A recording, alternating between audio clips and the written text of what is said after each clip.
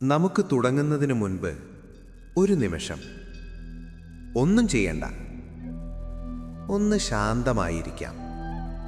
ഇവിടെ ഈ നിമിഷത്തിൽ മാത്രമൊന്ന് ശ്രദ്ധിക്കാം. നിങ്ങളെ തന്നെ മാറ്റാനോ തിരുത്താനോ ഒന്നും ഇപ്പോൾ ശ്രമിക്കണ്ട. കേൾക്കുന്ന കാര്യങ്ങളെല്ലാം അപ്പപ്പോഴേ മനസ്സിലാക്കിയെടുക്കണമെന്ന് നിർബന്ധമില്ല. വെറുതെ ഒന്ന് കേട്ടിരിക്കൂ. ഈ വാക്കുകൾ അതിൻ്റെ വഴിക്കൊഴുകട്ടെ. സത്യം പറഞ്ഞാൽ നമ്മളിൽ മിക്കവരും നല്ല തളർച്ചയിലാണ്. വെറുമൊരു ശാരീരിക തളർച്ചയല്ല അത്. മനസ്സ് മടുത്തിരിക്കുന്നു, വികാരങ്ങൾ വലിഞ്ഞു മുറുകിയിരിക്കുന്നു. ആത്മീയമായി പോലും നമ്മൾ വല്ലാതെ അസ്വസ്ഥരാണ്. നമ്മൾ ഉണർന്നെഴുന്നേൽക്കുന്നത് മുതൽ ഈ ലോകം നമ്മളെ പഠിപ്പിക്കുന്നത് ചില കാര്യങ്ങളാണ്. കൂടുതൽ കഠിനാധ്വാനം ചെയ്യൂ, വേഗത കൂട്ടൂ, എല്ലാറ്റിനെയും നിയന്ത്രിക്കൂ. നിങ്ങളുടെ സമയത്തെ നിയന്ത്രിക്കുക, മറ്റുള്ളവർക്ക് മുന്നിലുള്ള നിങ്ങളുടെ ഇമേജ് മാറ്റുക, വികാരങ്ങളെ ഒതുക്കി വയ്ക്കുക, ഭാവിയെ പിടിച്ചുകെട്ടുക. ഇങ്ങനെ നമ്മുടെ കയ്യിൽ ഒതുങ്ങാത്ത കാര്യങ്ങളെപ്പോലും നിയന്ത്രിക്കാൻ നമ്മൾ പാടുപെടുകയാണ്. പതിയെ പതിയെ ഈ അമിത പരിശ്രമം നമ്മുടെ ഐഡന്റിറ്റിയായി മാറുന്നു. ഇപ്പോൾ നമ്മൾ പരിശ്രമിക്കുകയല്ല, മറിച്ച് നമ്മൾ തന്നെ ഒരു പരിശ്രമമായി മാറിയിരിക്കുന്നു. ഒന്നും ചെയ്യാതിരുന്നാൽ നമ്മൾ മടിയന്മാരാണെന്ന് തോന്നും. തിരക്കില്ലെങ്കിൽ കുറ്റബോധം തോന്നും. എപ്പോഴും എന്തെങ്കിലും മെച്ചപ്പെടുത്തിക്കൊണ്ടിരുന്നില്ലെങ്കിൽ മറ്റുള്ളവരുടെ പിറകിലായി പോകുമെന്ന് നമ്മൾ ഭയപ്പെടുന്നു. അതുകൊണ്ട് നമ്മൾ ജീവിതത്തെ മുറുക്കെ പിടിക്കുന്നു, കൂടുതൽ പ്ലാൻ ചെയ്യുന്നു, കൂടുതൽ ചിന്തിക്കുന്നു, സ്വയം തള്ളിക്കൊണ്ടിരിക്കുന്നു. പക്ഷേ ആലോചിച്ചു നോക്കൂ, എത്രത്തോളം നമ്മൾ ജീവിതത്തെ നിയന്ത്രിക്കാൻ നോക്കുന്നുവോ അത്രത്തോളം നമ്മുടെ സമാധാനം നഷ്ടപ്പെടുന്നു.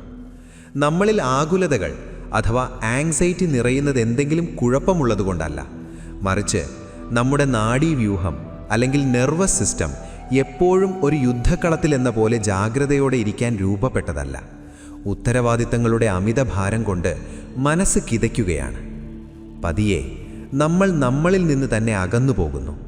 നമ്മുടെ ശരീരത്തെ അറിയുന്നില്ല, ഈ നിമിഷത്തെ ആസ്വദിക്കുന്നില്ല. ജീവിച്ചിരിക്കുന്നു എന്ന ലളിതമായ ആ സന്തോഷം പോലും നമുക്ക് അനുഭവിക്കാൻ സാധിക്കുന്നില്ല. ഇതാണ് ഇന്നത്തെ കാലത്തെ ഏറ്റവും വലിയ വൈരുദ്ധ്യം. നമ്മുടെ കയ്യിൽ പഴയതിനേക്കാൾ സൗകര്യങ്ങളുണ്ട്, അറിവുണ്ട്, സാങ്കേതിക വിദ്യയുണ്ട്. എന്നിട്ടും ഉള്ളിൻ്റെ ഉള്ളിൽ നമ്മൾ തളർന്നിരിക്കുകയാണ്. ഇവിടെ നിന്നാണ് നമ്മുടെ ഈ യാത്ര തുടങ്ങുന്നത്.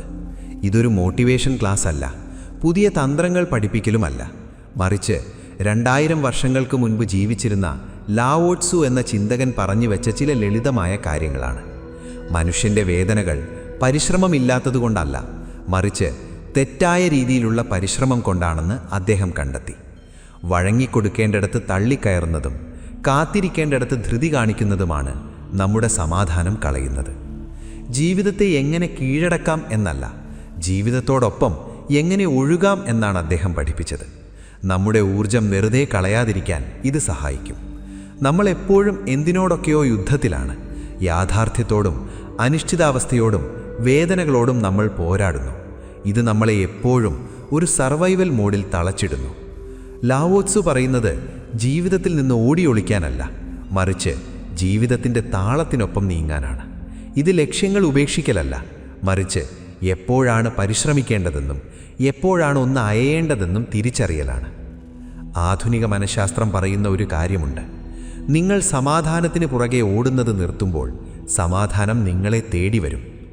ഈ വാക്കുകൾ നിങ്ങളെ കുഴപ്പിക്കാനുള്ളതല്ല, നിങ്ങളെ ഒന്ന് പതുക്കെയാക്കാൻ വേണ്ടിയാണ്.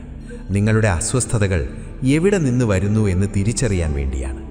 ഇത് കേൾക്കുമ്പോൾ നിങ്ങളുടെ മനസ്സ് തർക്കിച്ചേക്കാം, വിശകലനം ചെയ്യേക്കാം. അത് സാരമില്ല. ആ തർക്കം പോലും ഒന്ന് ശ്രദ്ധിച്ചു നോക്കൂ. ആ ശ്രദ്ധിക്കൽ തന്നെയാണ് മാറ്റത്തിൻ്റെ തുടക്കം. ഈ യാത്രയിൽ നമ്മൾ സംസാരിക്കാൻ പോകുന്നത് എന്തുകൊണ്ടാണ് വഴക്കുള്ള മനസ്സ് വാശിയേക്കാൾ ശക്തിയുള്ളതാകുന്നത്? പ്രയത്നമില്ലായ്മ എന്നാൽ മടിയാണോ? എന്തുകൊണ്ടാണ് ഒന്നും ചെയ്യാതിരിക്കുന്നത് ഒരു വലിയ കാര്യമാകുന്നത്? അതുകൊണ്ട് ഇപ്പോൾ ദീർഘമായി ഒന്ന് ശ്വസിക്കൂ. റിലാക്സ് ചെയ്യാൻ വേണ്ടിയല്ല, ആ ശ്വാസം ഒന്ന് അനുഭവിക്കാൻ വേണ്ടി മാത്രം. ഇപ്പോൾ ഒന്നും മാറ്റാൻ ശ്രമിക്കണ്ട, കേൾക്കുക മാത്രം ചെയ്യുക. ഈ വഴി നിങ്ങളോട് കൂടുതൽ കാര്യങ്ങൾ ചെയ്യാൻ ആവശ്യപ്പെടുന്നില്ല, മറിച്ച് കുറച്ചൊന്ന് വിട്ടുകൊടുക്കാൻ മാത്രമാണ് പറയുന്നത്. അനാവശ്യമായ നിയന്ത്രണങ്ങളില്ലാതെ തന്നെ ജീവിതം എത്ര മനോഹരമാണെന്ന് നിങ്ങൾ അപ്പോൾ തിരിച്ചറിയും. ഇവിടെ നിന്ന് നമുക്ക് തുടങ്ങാം. ആദ്യമായി ജലം. ജലവും ഒഴുക്കും. വിട്ടുകൊടുക്കലിൻ്റെ മനഃശാസ്ത്രം. നമുക്ക് ജലത്തെക്കുറിച്ച് സംസാരിക്കുന്നതിന് മുൻപ് പ്രതിരോധത്തെ അല്ലെങ്കിൽ റെസിസ്റ്റൻസിനെ കുറിച്ചൊന്ന് സംസാരിക്കാം. കാരണം നമ്മുടെ ആന്തരിക ജീവിതത്തെ നിയന്ത്രിക്കുന്ന, എന്നാൽ കണ്ണുകൾക്ക് കാണാൻ കഴിയാത്ത ഏറ്റവും വലിയ ശക്തിയാണ് ഈ പ്രതിരോധം. നിങ്ങൾക്കിതെപ്പോഴും കാണാൻ കഴിഞ്ഞെന്ന് വരില്ല, പക്ഷേ അനുഭവിക്കാൻ പറ്റും. ശരീരത്തിലെ ഒരു തരം വലിമുറുക്കമായിട്ടാണ് ഇത് അനുഭവപ്പെടുക. താടിയെല്ലുകൾ മുറുകുന്നു, ചുമലുകൾ കടുക്കുന്നു, നെഞ്ചിലൊരു ഭാരം. ജീവിതത്തിനു നേരെ നിങ്ങളൊരു കവചം തീർത്ത് നിൽക്കുന്നത് പോലെ തോന്നും. സത്യത്തിൽ നമ്മൾ എത്രത്തോളമാണ് ജീവിതത്തെ പ്രതിരോധിക്കുന്നതെന്ന് നമ്മൾ തിരിച്ചറിയുന്നില്ല. യാത്രകളിലെ വഴികൾ, നാളെയെക്കുറിച്ചുള്ള അനിശ്ചിതത്വം, നമുക്കിഷ്ടപ്പെടാത്ത വികാരങ്ങൾ, ഇതിനെയെല്ലാം നമ്മൾ എതിർക്കുന്നു. അതിലുപരി നമ്മൾ നമ്മളോട് തന്നെ പൊരുതുന്നു. നമ്മുടെ തളർച്ചയോടും പേടിയോടും വിശ്രമിക്കാനുള്ള ആഗ്രഹത്തോടും വരെ നമ്മൾ പൊരുതുന്നു. മനഃശാസ്ത്രപരമായി പറഞ്ഞാൽ ഈ പൊരുതൽ നമ്മളെ വല്ലാതെ തളർത്തും. ജീവിതം കഠിനമായതുകൊണ്ടല്ല നമ്മൾ തളരുന്നത്, മറിച്ച് നിലവിലുള്ള യാഥാർത്ഥ്യത്തോട് നമ്മൾ മല്ലിടുന്നതുകൊണ്ടാണ്. ഇവിടെയാണ് ലാവോ ത്സു ജലത്തെക്കുറിച്ച് പറയുന്നത്. ഇതൊരു കവിതയോ അലങ്കാരമോ മാത്രമല്ല, മനക്കരുത്ത് എങ്ങനെയുള്ളതാകണമെന്നതിന് ഒരു മാതൃകയാണ് ജലം. വെള്ളമൊരിക്കലും യാഥാർത്ഥ്യത്തോട് തർക്കിക്കില്ല. മുന്നിലുള്ള തടസ്സങ്ങളെക്കുറിച്ച് അത് പരാതി പറയില്ല. സാഹചര്യങ്ങൾ മാറുമ്പോൾ അത് വലിഞ്ഞു മുറുകില്ല. അത് പ്രതികരിക്കുകയല്ല, പകരം അനുയോജ്യമായി മാറുകയാണ് ചെയ്യുന്നത്. മലമുകളിൽ നിന്ന് ഉത്ഭവിക്കുന്ന ഒരു പുഴയെ സങ്കല്പിക്കുക. അതെവിടെയാണ് അവസാനിക്കുക എന്ന് അതിന് കൃത്യമായി അറിയില്ല. അതിന് 5 വർഷത്തെ പ്ലാനുകളൊന്നുമില്ല. എന്നിട്ടും അത് കൃത്യമായി കടലിൽ ചെന്ന് ചേരുന്നു. എങ്ങനെയെന്നോ? അത് ഭൂമിയുടെ സ്വഭാവത്തോട് പൊരുതുന്നില്ല, മറിച്ച് അതിനെ ഉപയോഗിക്കുന്നു. ഭൂമി നിരപ്പുള്ളതാണെങ്കിൽ പുഴ ശാന്തമായി ഒഴുകും. വഴി ഇടുങ്ങിയതാണെങ്കിൽ വേഗത കൂട്ടും.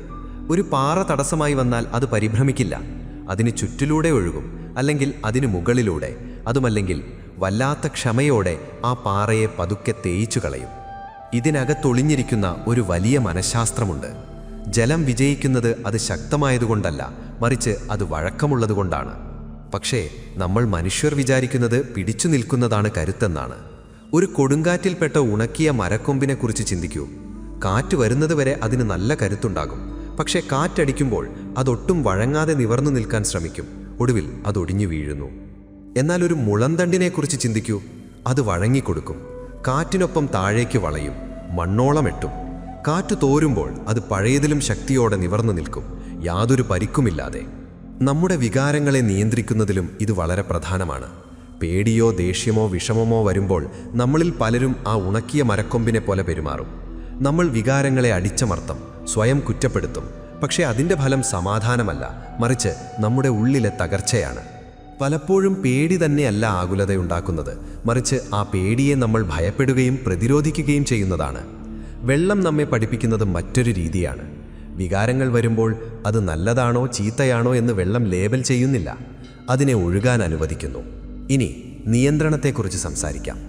നമ്മളിൽ പലരും അതിജീവനത്തിൻ്റെ ഭാഗമായാണ് നിയന്ത്രണങ്ങൾ പഠിച്ചെടുത്തത്. ചിലപ്പോൾ കുട്ടിക്കാലത്ത് ജീവിതം അപ്രതീക്ഷിതമായിരുന്നിരിക്കാം. അതുകൊണ്ട് എപ്പോഴും ജാഗ്രതയോടെ ഇരിക്കുന്നതാണ് സുരക്ഷിതമെന്ന് നമ്മൾ കരുതി. പക്ഷേ ഒരിക്കൽ നിങ്ങളെ സംരക്ഷിച്ച ആ നിയന്ത്രണങ്ങൾ പിന്നീട് നിങ്ങളെ ഒരു തടവുകാരനാക്കിയേക്കാം. ഇതാണ് പ്രതികരണവും പ്രത്യുത്തരവും തമ്മിലുള്ള വ്യത്യാസം. ഇതിങ്ങനെ സംഭവിക്കാൻ പാടില്ലായിരുന്നു എന്ന് നിങ്ങൾ ചിന്തിക്കുമ്പോഴൊക്കെ നിങ്ങളുടെ ശരീരം മുറുകുന്നു. എന്നാൽ വെള്ളം ഒരിക്കലും പറയില്ല, ഈ തടസ്സം ഇവിടെ ഉണ്ടാകാൻ പാടില്ലായിരുന്നുവെന്ന്. അത് പറയും, ശരി, ഇപ്പോൾ സാഹചര്യം ഇതാണ്, ഇനി ഇതിലൂടെ എങ്ങനെ ഒഴുകാം. അധ്യായം 2. വൂ വെയ്. ആയാസരഹിതമായ കർമ്മവും തളർച്ചയുടെ അന്ത്യവും. വൂ വെയ് എന്നതിനെക്കുറിച്ച് പറയുന്നതിന് മുൻപ് നമുക്ക് ഈ അധ്വാനത്തെക്കുറിച്ചൊന്ന് സംസാരിക്കാം. കാരണം മിക്കവർക്കും അധ്വാനം എന്നത് വെറുമൊരു പ്രവൃത്തിയല്ല, അതവരുടെ ഐഡന്റിറ്റി തന്നെയായി മാറിയിരിക്കുന്നു. നിങ്ങൾ കഠിനമായി പരിശ്രമിക്കുന്നില്ലെങ്കിൽ, നിങ്ങൾ സ്വയം തള്ളിക്കയറുന്നില്ലെങ്കിൽ, നിങ്ങൾ തളർന്നു വീഴുന്നില്ലെങ്കിൽ, നിങ്ങൾ പരാജയപ്പെട്ടുവെന്ന് നിങ്ങൾ തന്നെ കരുതും. ഇതിനെ മനഃശാസ്ത്രജ്ഞർ പരിശ്രമത്തോടുള്ള ആസക്തി അല്ലെങ്കിൽ എഫേർട്ട് അഡിക്ഷൻ എന്ന് വിളിക്കുന്നു. ഞാൻ കഠിനമായി ശ്രമിച്ചില്ലെങ്കിൽ എല്ലാം തകർന്നു പോകുമെന്ന് കുട്ടിക്കാലത്ത് എപ്പോഴോ പഠിച്ചുവെച്ച ഒരു തെറ്റായ വിശ്വാസത്തിൽ നിന്നാണിത് വരുന്നത്. അതുകൊണ്ട് മനസ്സെപ്പോഴും തിരക്കിലായിരിക്കും, ശരീരം മുറുകിയിരിക്കും. ഒടുവിൽ ബേൺ ഔട്ട് അഥവാ മാനസികവും ശാരീരികവുമായ തളർച്ച നിങ്ങളെ തേടിയെത്തും. വൂ വെയ് ഈ അവസ്ഥയോടാണ് സംസാരിക്കുന്നത്. ഇതൊരിക്കലും പ്രവൃത്തികൾ നിർത്തൂ എന്നല്ല പറയുന്നത്, മറിച്ച് അനാവശ്യമായി ബലം പ്രയോഗിക്കുന്നത് നിർത്തൂ എന്നാണ്. ഇതൊന്നും ചെയ്യാതിരിക്കലല്ല, മറിച്ച് ആ സന്ദർഭത്തിന് ഏറ്റവും അനുയോജ്യമായത് മാത്രം ചെയ്യലാണ്. സ്വാഭാവികമായി ഉദിക്കുന്ന പ്രവൃത്തി, ആ നിമിഷത്തോട് പൊരുതാതെയുള്ള പ്രവൃത്തി. നമ്മുടെ നാഡീവ്യൂഹത്തിൻ്റെ ഭാഷയിൽ പറഞ്ഞാൽ ഇത് വല്ലാത്തൊരു ജാഗ്രതയിൽ നിന്നും ശാന്തമായൊരവസ്ഥയിലേക്കുള്ള മാറ്റമാണ്. എപ്പോഴും പൊരുതാനോ ഓടാനോ തയ്യാറെടുത്തിരിക്കുന്ന ഫൈറ്റ് ഓർ ഫ്ലൈറ്റ് അവസ്ഥയിൽ നിന്ന് സമാധാനമായി കാര്യങ്ങളെ നേരിടുന്ന അവസ്ഥയിലേക്കുള്ള മാറ്റം. ഒരു മികച്ച ആയോധന കലാകാരനെ സങ്കല്പിക്കുക. ഓരോ നീക്കത്തിനു മുൻപും അവർ ശരീരം മുറുക്കി പിടിക്കില്ല, മറുപടികൾ നേരത്തെ പ്ലാൻ ചെയ്തു വെക്കില്ല. അവർ ശാന്തരായിരിക്കും, എന്നാൽ അതീവ ജാഗ്രതയിലുമായിരിക്കും. ആ നിമിഷം വരുമ്പോൾ അവരുടെ പ്രവൃത്തി കൃത്യമായിരിക്കും. അതാണ് വൂവൈ. ഇവിടെ കുറഞ്ഞ അധ്വാനം കൊണ്ട് ഇതിനേക്കാൾ മികച്ച ഫലം കിട്ടിയാലോ? ഇതൊരു അശ്രദ്ധയല്ല, ഇതൊരു കൃത്യതയാണ്. ശരിയായ തിരമാലയ്ക്കായി കാത്തിരിക്കുന്ന ഒരു സർഫറെ പോലെ ഓരോ ചെറിയ ഓളത്തിലും അവർ വെപ്രാളപ്പെട്ട് തുഴയില്ല. അവർ കടലിനെ നിരീക്ഷിക്കുന്നു, അതിൻ്റെ താളം മനസ്സിലാക്കുന്നു. കൃത്യമായ സമയം വരുമ്പോൾ അവർ ആത്മവിശ്വാസത്തോടെ നീങ്ങുന്നു. വൂവൈ നൽകുന്നത് മറ്റൊരു തരം കരുത്താണ്. ജീവിതത്തിന് മേലുള്ള കരുത്തല്ല, ജീവിതത്തോടൊപ്പമുള്ള കരുത്താണത്. ഒരു തോട്ടംകാരനെക്കുറിച്ച് ചിന്തിക്കുക. അദ്ദേഹം ചെടിയെ നിയന്ത്രിക്കുകയല്ല. ഇപ്പോൾ തന്നെ വളരൂ എന്ന് അദ്ദേഹം ചെടിയോട് ആജ്ഞാപിക്കുന്നില്ല. അദ്ദേഹം ചെടിക്ക് ആവശ്യമായ മണ്ണും വെള്ളവും വെളിച്ചവും ഒരുക്കി കൊടുക്കുന്നു. പിന്നീട് ആ വളർച്ചയുടെ പ്രക്രിയയിൽ വിശ്വസിക്കുന്നു. വൂവൈ അനുഭവിക്കാൻ ഒരു ലളിതമായ വഴിയുണ്ട്. നിങ്ങളുടെ ശരീരം ഒന്ന് ശ്രദ്ധിക്കുക. ഒരു കാര്യം ചെയ്യുന്നതിന് മുൻപ് സ്വയം ചോദിക്കുക, എൻ്റെ ശരീരം മുറുകിയിരിക്കുകയാണോ അതോ അയഞ്ഞിരിക്കുകയാണോ? ശ്വാസം വേഗത്തിലാണോ അതോ ശാന്തമാണോ? ഞാനിത് ബലം പ്രയോഗിച്ച് ചെയ്യുകയാണോ അതോ സാഹചര്യത്തിനനുസരിച്ച് ചെയ്യുകയാണോ? വിരോധാഭാസമെന്ന് പറയട്ടെ, നിങ്ങൾ അനാവശ്യ പരിശ്രമം നിർത്തുമ്പോൾ നിങ്ങളുടെ കാര്യക്ഷമത കൂടും. പെർഫെക്റ്റ് ആകാനുള്ള ശ്രമം നിർത്തുമ്പോൾ നിങ്ങളുടെ പ്രവൃത്തികൾ കൂടുതൽ ലളിതവും മനുഷ്യത്വവുമുള്ളതായി മാറും. വൂവൈ എന്നത് നിങ്ങൾ നേടിയെടുക്കേണ്ട ഒന്നല്ല, അതൊരു അനുവദിക്കലാണ്. അതുകൊണ്ട് ഈ അധ്യായം തീരുമ്പോൾ ഒന്ന് ആലോചിച്ചു നോക്കുക. ജീവിതത്തിൽ എവിടെയാണ് നിങ്ങൾ വല്ലാതെ ബലം പ്രയോഗിക്കുന്നത്? അനുഭവിക്കേണ്ട വികാരങ്ങളെ ചിന്തകൾ കൊണ്ട് നേരിടാൻ എവിടെയാണ് നിങ്ങൾ ശ്രമിക്കുന്നത്? ഇതിപ്പോൾ തന്നെ തിരുത്തേണ്ടതില്ല, ഒന്ന് ശ്രദ്ധിക്കുക മാത്രം ചെയ്യുക. തിരിച്ചറിവൊരു വലിയ ഇടം സൃഷ്ടിക്കും. ആ ഇടത്തിൽ പരിശ്രമങ്ങൾ ലഘൂകരിക്കപ്പെടും, തെളിച്ചം വരും. അങ്ങനെ നിങ്ങളുടെ പ്രവൃത്തികൾ ആയാസരഹിതമായി മാറും. അടുത്ത അധ്യായത്തിൽ നമ്മൾ ഇതിലും വിചിത്രമായ മറ്റൊരു കാര്യത്തെക്കുറിച്ച് സംസാരിക്കും. ശൂന്യതയും നിശബ്ദതയും. അതിലേക്കാണ് നമ്മൾ അടുത്തതായി പോകുന്നത്. അധ്യായം 3. ശൂന്യതയും നിശബ്ദതയും. തെളിച്ചം ജനിക്കുന്ന ഇടം. ഈ അധ്യായം നമുക്കല്പം വ്യത്യസ്തമായി തുടങ്ങാം. പുതിയതായി എന്തെങ്കിലും പഠിക്കുന്നതിനു പകരം നിലവിൽ ഇവിടെയുള്ളതെന്താണെന്ന് നമുക്കൊന്ന് ശ്രദ്ധിക്കാം. ഇപ്പോൾ ഈ നിമിഷം ഏതെങ്കിലും പരിശ്രമത്തിന് മുൻപ്, ഏതെങ്കിലും ചിന്തയ്ക്ക് മുൻപ് അവിടെ ഒരു ഇടം ഉണ്ട്. പക്ഷേ നമ്മളിൽ ഭൂരിഭാഗം പേരും ജീവിതം മുഴുവൻ ചെലവഴിക്കുന്നത് ആ ഇടം എങ്ങനെയെങ്കിലും ഒന്ന് നിറയ്ക്കാനാണ്. നിശബ്ദതയെ നമ്മൾ ശബ്ദം കൊണ്ട് നിറയ്ക്കുന്നു. ജോലിക്കിടയിലെ ഇടവേളകളെ ഫോണിലെ സ്ക്രോളിംഗ് കൊണ്ട് നിറയ്ക്കുന്നു. അനിശ്ചിതത്വങ്ങളെ ബഹളങ്ങൾ കൊണ്ട് നിറയ്ക്കുന്നു. മനഃശാസ്ത്രപരമായി പറഞ്ഞാൽ ഇന്നത്തെ കാലത്ത് നമ്മുടെ മനസ്സ് ഇത്രയധികം സമ്മർദ്ദത്തിലാകുന്നത് ഒരുപാട് ചിന്തിക്കുന്നത് കൊണ്ടല്ല, മറിച്ച് വിശ്രമമില്ലാതെ വിവരങ്ങൾ സ്വീകരിച്ചുകൊണ്ടിരിക്കുന്നത് കൊണ്ടാണ്. നോട്ടിഫിക്കേഷനുകൾ, അഭിപ്രായങ്ങൾ, ചിത്രങ്ങൾ, വാർത്തകൾ, മറ്റുള്ളവരുമായുള്ള താരതമ്യങ്ങൾ. ഇത്രയധികം വിവരങ്ങൾ ഒരേ സമയം കൈകാര്യം ചെയ്യാൻ നമ്മുടെ മസ്തിഷ്കം രൂപകൽപ്പന ചെയ്യപ്പെട്ടതല്ല. ഇതാണ് ഡോപ്പമീൻ ലൂപ്സ് ഉണ്ടാക്കുന്നത്. ഇത് സന്തോഷത്തിനു വേണ്ടിയല്ല നമ്മൾ ചെയ്യുന്നത്, മറിച്ച് നിശബ്ദതയോടുള്ള പേടി കൊണ്ടാണ്. പക്ഷേ സത്യം എന്താണെന്നോ, ഈ നിശബ്ദതയിലാണ് നമ്മുടെ അനുഭവങ്ങൾ യഥാർത്ഥത്തിൽ അലിഞ്ഞു ചേരുന്നത്. ലാവോസ് പഠിപ്പിച്ചത് ശൂന്യത എന്നാൽ ഒന്നുമില്ലായ്മയല്ല എന്നാണ്. അതൊരു കഴിവാണ്. ഒരു കപ്പിനെക്കുറിച്ച് ചിന്തിക്കൂ. അതിൻ്റെ ഉപയോഗം അതുണ്ടാക്കിയിരിക്കുന്ന പദാർത്ഥത്തിലല്ല, മറിച്ച് അതിനുള്ളിലുള്ള ശൂന്യമായ ഇടത്തിലാണ്. അവിടെ ഒരു ശൂന്യതയുള്ളതുകൊണ്ട് മാത്രമാണ് അതിനെന്തെങ്കിലും ഉൾക്കൊള്ളാൻ കഴിയുന്നത്. നമ്മുടെ മനസ്സിൻ്റെ കാര്യവും ഇതുപോലെയാണ്. എപ്പോഴും ചിന്തകൾ നിറഞ്ഞ ഒരു മനസ്സിൽ പുതിയ ഉൾക്കാഴ്ചകൾക്ക് ഇടമുണ്ടാകില്ല. ശൂന്യത എന്നാൽ അഭാവമല്ല, അതൊരനുവാദമാണ്. നമ്മുടെ നാഡീവ്യൂഹത്തിന് ഒന്ന് ശാന്തമാകാനുള്ള അനുവാദം. ചിന്തകൾ നിർത്തുമ്പോൾ മാത്രം പലപ്പോഴും കാര്യങ്ങളിൽ തെളിച്ചം വരുന്നത് അതുകൊണ്ടാണ്. സർഗാത്മകത അഥവാ ക്രിയേറ്റിവിറ്റി സമ്മർദ്ദത്തിൽ നിന്നല്ല ഉണ്ടാകുന്നത്. അത് തുറന്ന മനസ്സിൽ നിന്നാണ് വരുന്നത്, സുരക്ഷിതമായി സ്വതന്ത്രമായി ചിന്തിക്കാൻ കഴിയുന്ന ഒരിടത്ത് നിന്ന്. പക്ഷേ നിശബ്ദത മറ്റൊരു കാര്യം കൂടി ചെയ്യുന്നുണ്ട്. ബഹളങ്ങൾക്കിടയിൽ നമ്മൾ കേൾക്കാതെ പോയ പല കാര്യങ്ങളെയും അത് പുറത്തു കൊണ്ടുവരും. വിഷമം, പേടി, ഏകാന്തത, ശൂന്യത ഈ വികാരങ്ങളെ ഉണ്ടാക്കുന്നതല്ല, അതവയെ കാണിച്ചു തരുന്നു എന്ന് മാത്രം. വെള്ളത്തെപ്പോലെ വികാരങ്ങൾക്കും ഒഴുകാൻ ഇടം വേണം. ഇനി നമുക്ക് നമ്മുടെ വ്യക്തിത്വത്തെക്കുറിച്ച് സംസാരിക്കാം. ഞാനൊന്നും ചെയ്യുന്നില്ലെങ്കിൽ പിന്നെ ഞാൻ ആരാണ് എന്നൊരു പേടി നമുക്കുണ്ട്. പക്ഷേ ലാവോസ് പറയുന്നത്, നിങ്ങൾ ചെയ്യുന്ന കാര്യങ്ങൾ മാത്രമല്ല നിങ്ങളുടെ അടയാളം, നിങ്ങളുടെ സാന്നിധ്യമാണ് പ്രധാനം.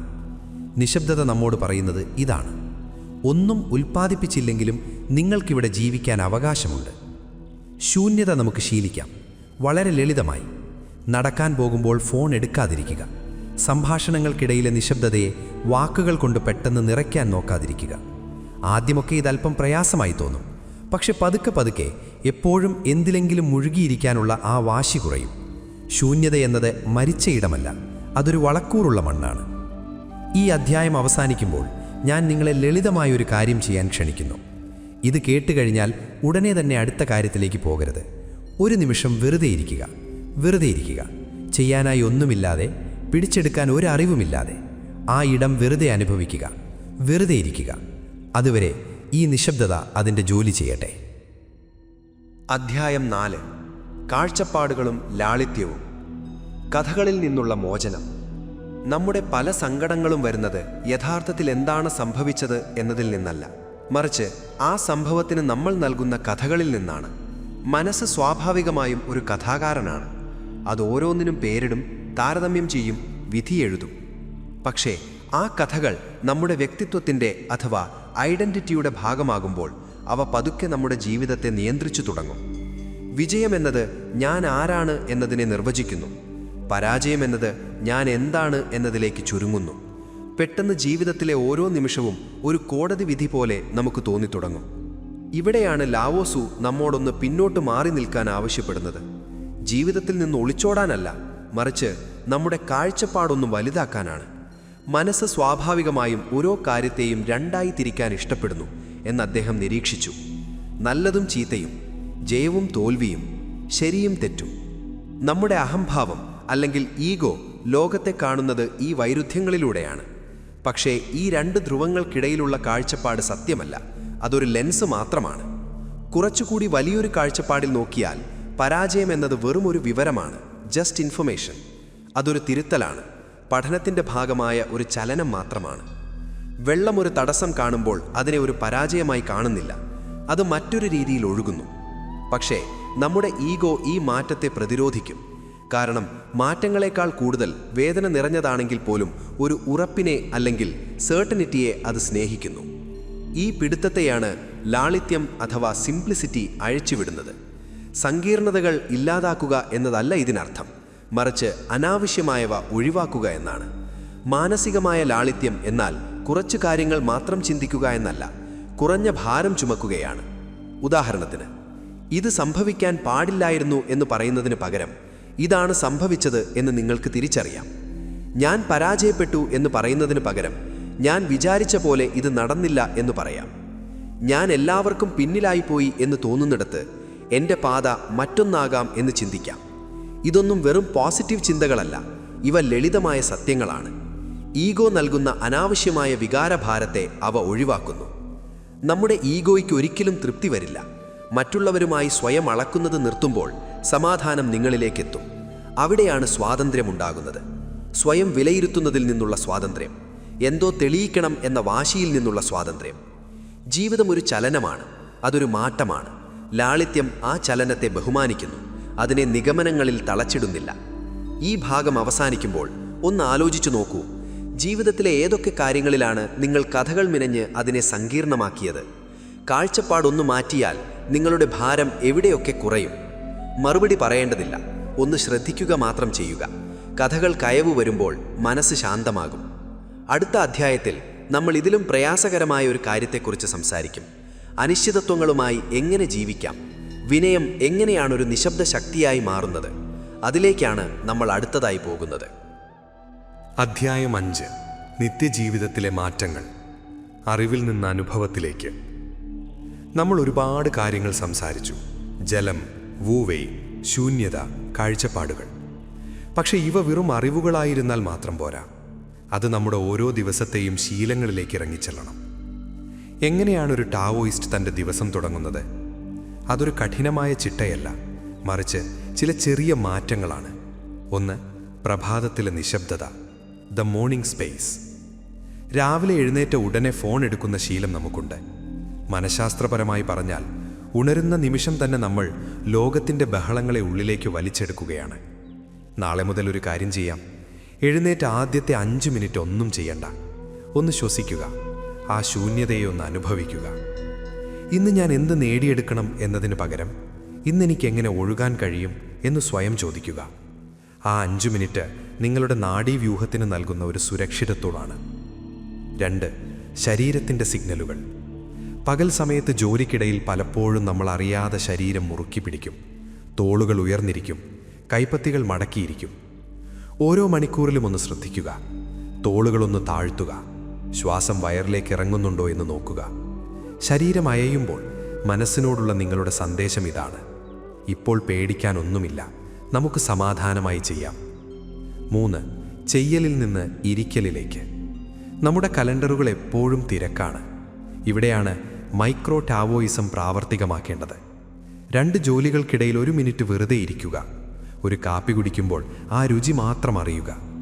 ഒന്നും ഉൽപ്പാദിപ്പിക്കാത്ത ആ ചെറിയ നിമിഷങ്ങൾ നിങ്ങളുടെ ഊർജത്തെ തിരിച്ചുപിടിക്കാൻ സഹായിക്കും.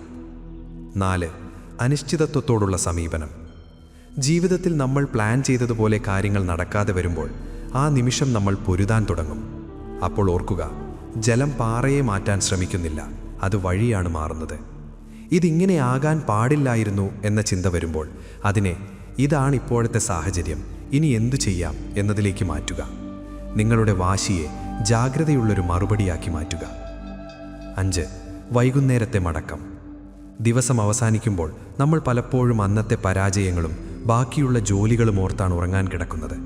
പകരം ഒരു പുഴ കടലിൽ ചേരുന്നത് പോലെ ആ ദിവസത്തെ അങ്ങ് വിട്ടുകൊടുക്കുക. വിജയിച്ചോ പരാജയപ്പെട്ടോ എന്ന വിലയിരുത്തലുകൾ അവസാനിപ്പിക്കുക. നിങ്ങൾ നിങ്ങളുടെ കടമകൾ ചെയ്തു, ബാക്കി പ്രകൃതിക്ക് വിട്ടുകൊടുക്കുക. സത്യത്തിൽ ഈ യാത്രയ്ക്കൊരു അവസാനമില്ല. ഇതൊരു മല കയറുന്നത് പോലെയല്ല, മറിച്ച് ഒരു പുഴയിൽ നീന്തുന്നത് പോലെയാണ്.